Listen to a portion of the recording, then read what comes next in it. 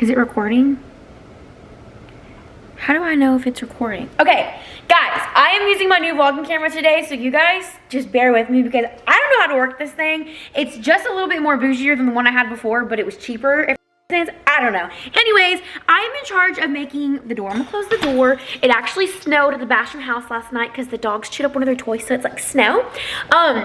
But anyways, this Thanksgiving, I'm in charge of green bean casserole, and I wanted to create something that was like really good because sometimes green bean casserole can be absolute yuck. And I've noticed going to different Thanksgivings that most of the time, the thing that's left the most is the green bean casserole. So this is what we're gonna do. We're gonna make it good and bougie, but I have really big like anxiety when it comes to cooking for other people. Like I just get really nervous. And so I want to pre-try it out, making it homemade before I make it homemade for a group of people. So let's go to the kitchen and let's make some green bean casserole and just see how it goes because I don't know how it's gonna go and I'm really excited.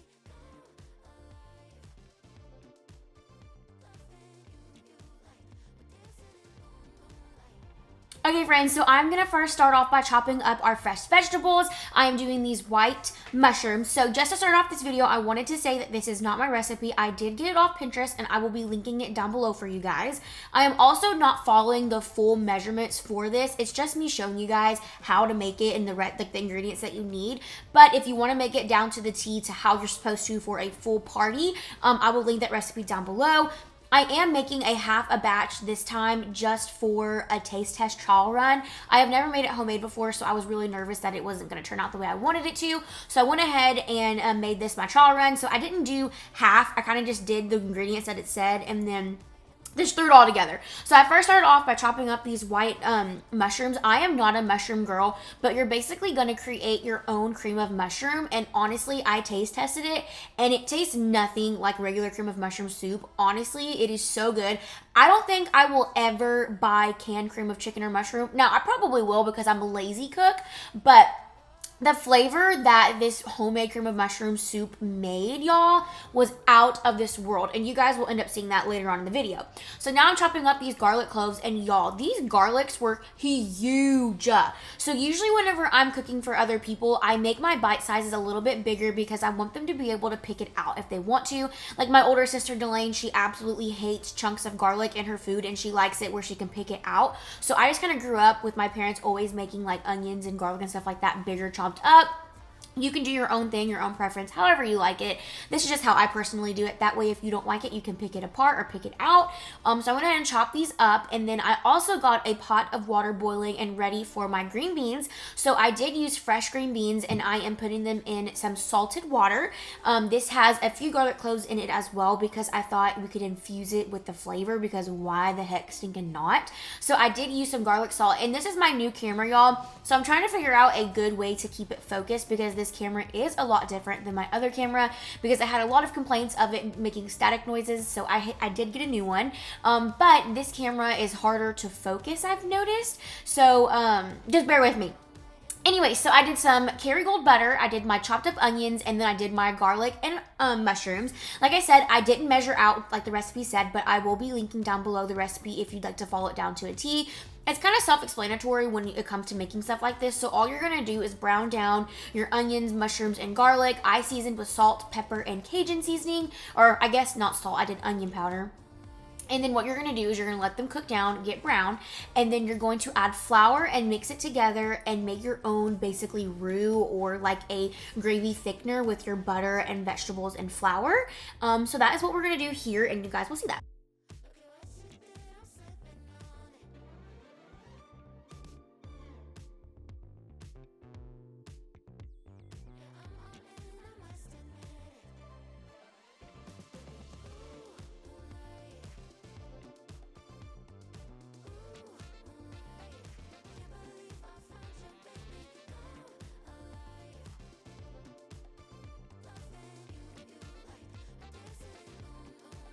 So when your vegetables start to look like this, you're gonna go ahead and add in your flour. Now the recipe did call for 2 tablespoons, and I've never actually measured. If y'all are new here, I don't measure in this kitchen, but I do like to make sure that I give y'all the right recipes. So it does say to add 2 tablespoons of flour to that, and you kind of let that cook down a little bit because you want that flour flavor to get out. You don't want to taste flour in your food. It's not the best. And then I was like scrimmaging around trying to find a whisk for you guys. So you're gonna do 1 cup of chicken broth. You can do the low sodium or the regular. I did the low sodium, and then you kind of mix that around together, and then you also do 1 cup of the heavy whipping cream. I was a little nervous that I was overdoing it, so I did double check the recipe because I always read stuff wrong, and so I thought it said half a cup. So as I'm stirring this in, I'm looking at my phone trying to figure out how much milk to put. So it did call for a whole cup of the heavy whipping cream, but I wanted to make sure that this part was combined before I added the cream in. And so, y'all, I just want to eat this with a spoon. It's literally so good.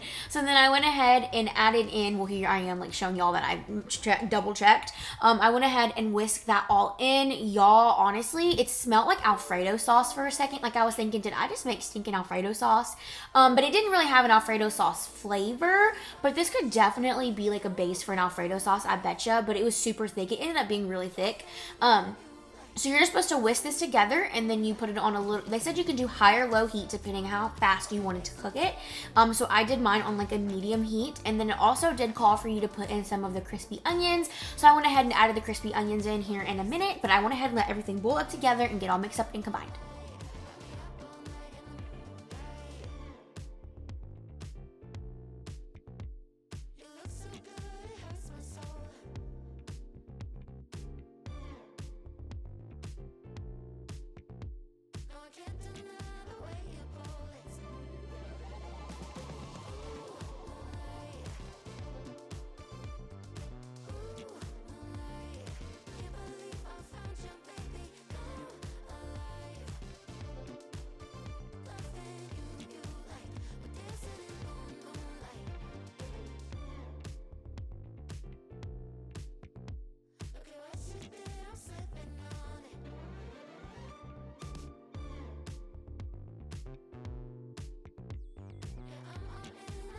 So like I said, I did do half a recipe. So in Sunday's green bean recipe, there will be a ton more green beans. But I went ahead and took out the larger chunks of garlic because I know that nobody wants to bite into that size of garlic. So I went ahead and take those out already. And then I lined the pan with the green beans. I did forget to spray it, but with this pan, it wasn't too bad. And then I went ahead and poured this over the top.